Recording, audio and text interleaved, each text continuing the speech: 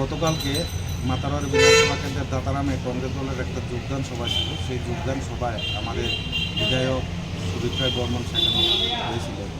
সেই সভা চলাকালীন ওনার যখন বক্তব্য চলছিল, ঠিক সেই সময় বিজেপির দুষ্কৃতিকারীরা সংঘবদ্ধভাবে আমাদের সেই সভাতে সেখানে হামলা করে, সেই হামলায় আমাদের মাননীয় বিধায়ক সুদীপ রায় বর্মন এবং আমাদের আরও 5 জন কর্মী, সুদীপ রায় বর্মন সহ 6 জন কর্মী সেখানে গুরুতর আহত হয়েছে।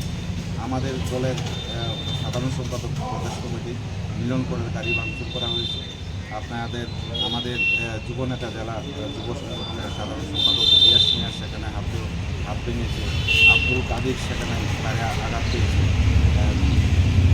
প্রীতম বৌদ্ধ তার পায়ে ফ্র্যাকচার হয়েছে। এই প্রায় 5 থেকে 6 জন সেখানে আহত হয়েছে।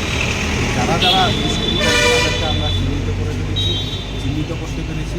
সেই কারণে আজকে 11 জনের বিরুদ্ধে আমরা রিপোর্ট থানাতে সেখানে তাদের বিরুদ্ধে সেখানে অভিযোগ লিপিবদ্ধ করেছি।